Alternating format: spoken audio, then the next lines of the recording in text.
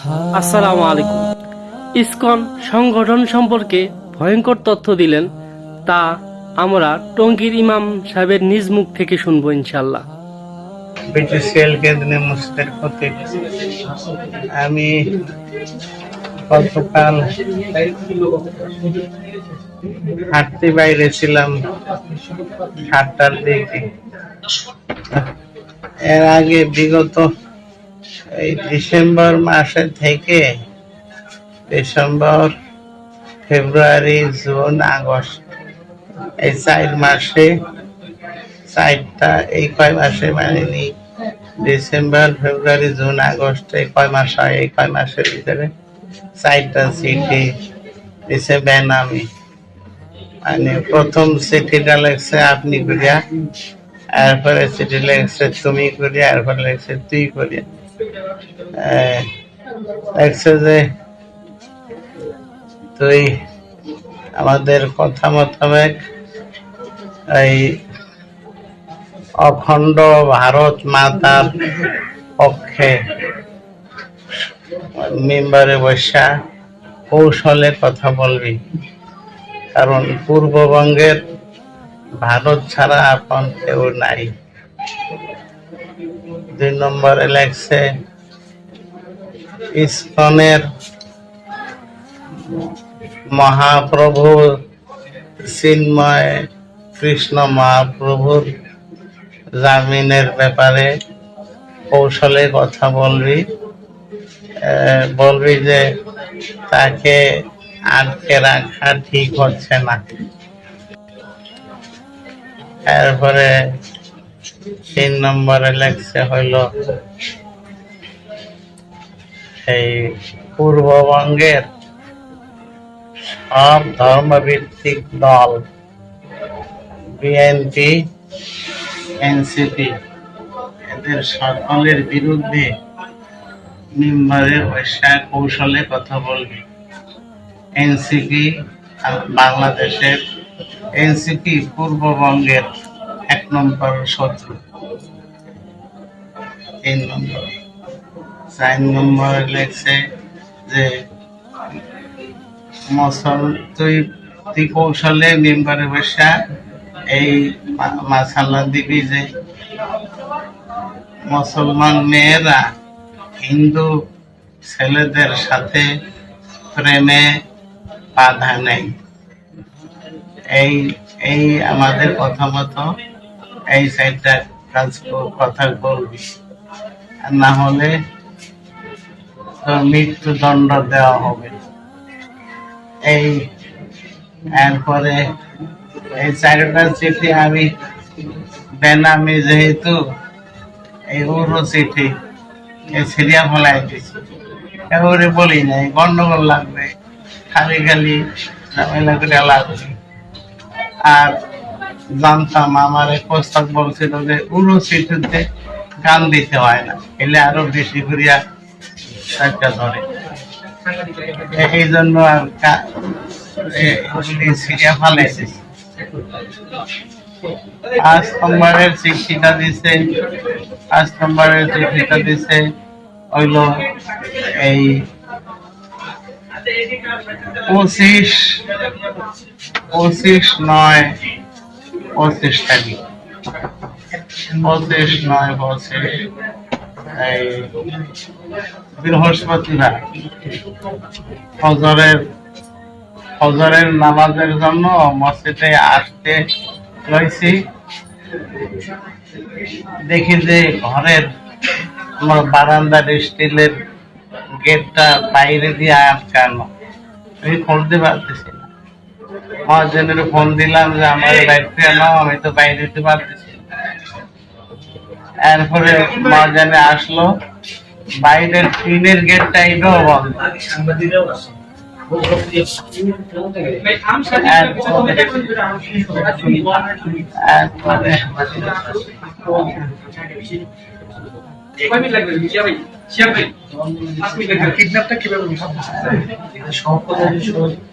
এরপরে এই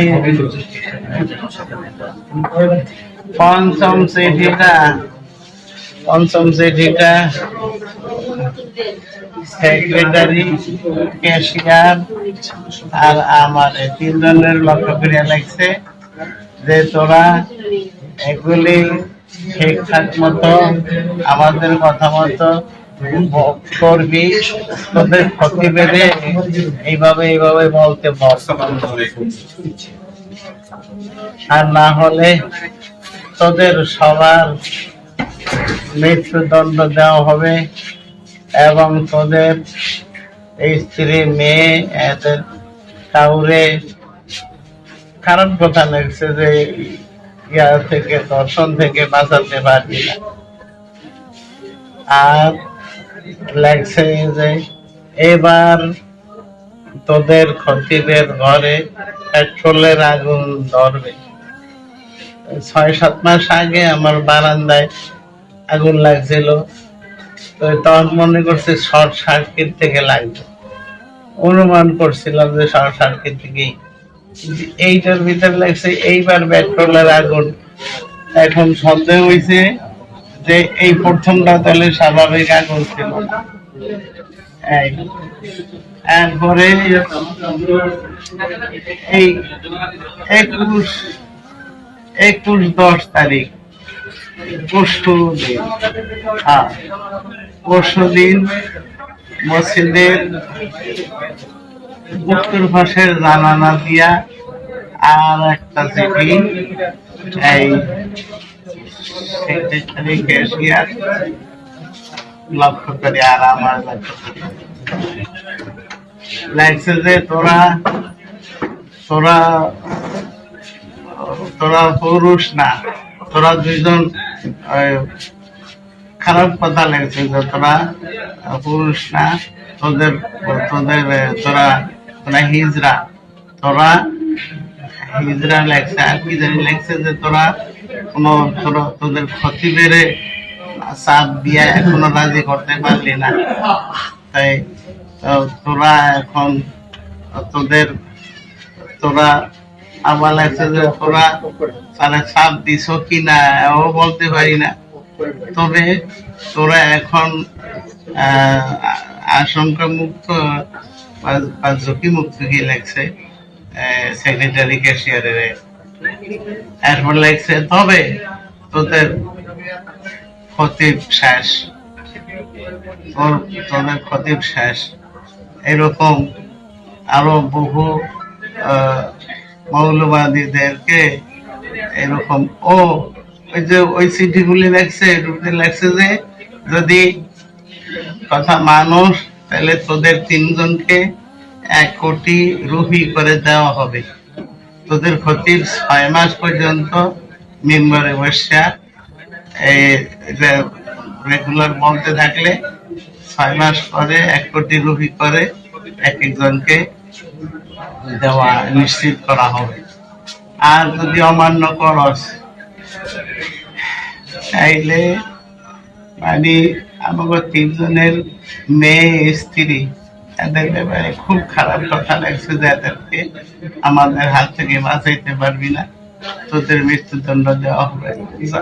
এবং এমন কিছু কথা লাগছে এগুলি মুখে চোখ দিয়েও পড়া যায় না, এমন কথা লাগছে ভাষাই পড়াই যায় না, এমন খারাপ কথা লাগছে।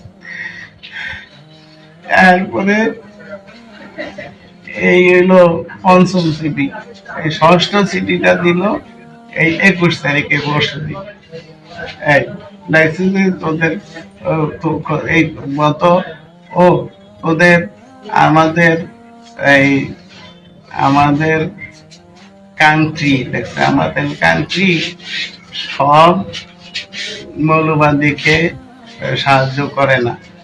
হ্যাঁ, আমরা সামান্য স্বার্থের বিনিময়ে তাদেরকে কোটি রুপি সাহায্য করে থাকি। এমন কত মৌলবাদী আমাদের অফার গ্রহণ করছে, ওদের এই ইমাম নামের কুকুরটা এই অফার গ্রহণ করলো না, তবে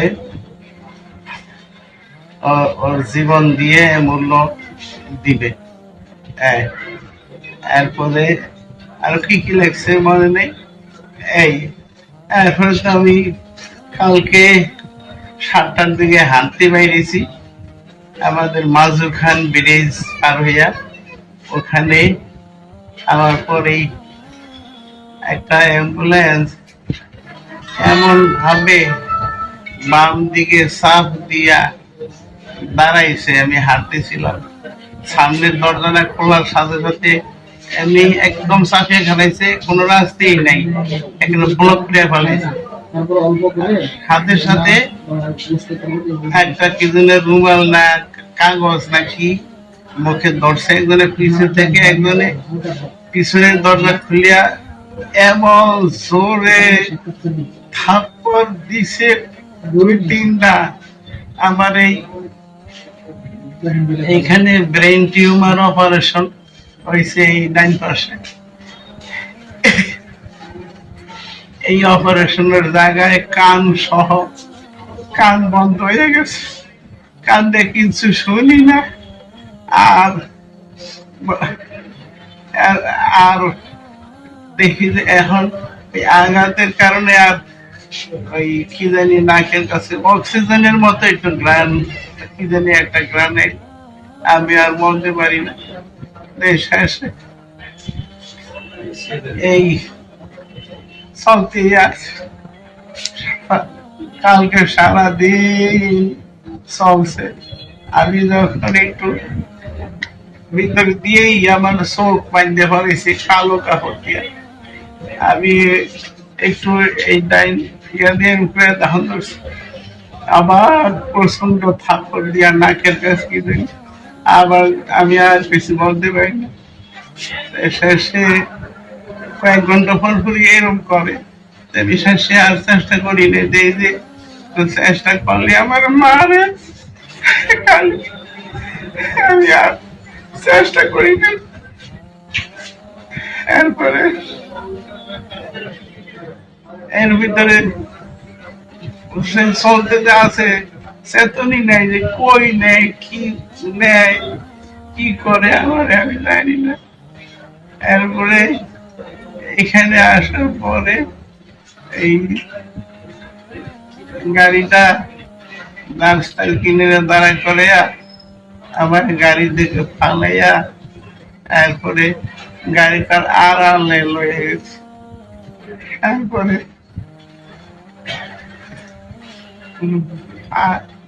কাছের আমি অনুভব করলাম, শক্ত বান্ধাই অনুভব করলাম যে কাছের বোতলে পানি ভরিয়া তারপরে আমার এই 2টা না 2 রান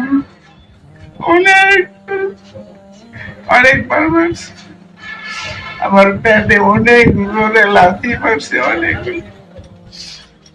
তারপরে উপর করিয়া আমার কোমরের উপরে বাড়াইছে,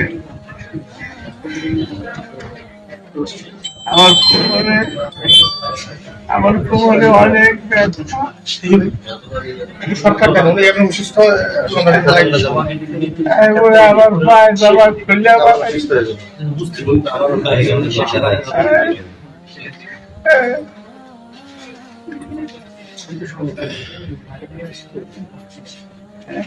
তারপর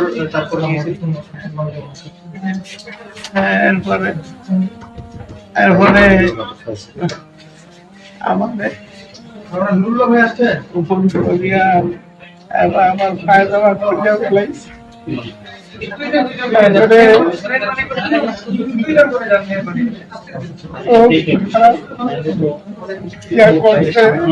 আমার বলতে বলা যায় না।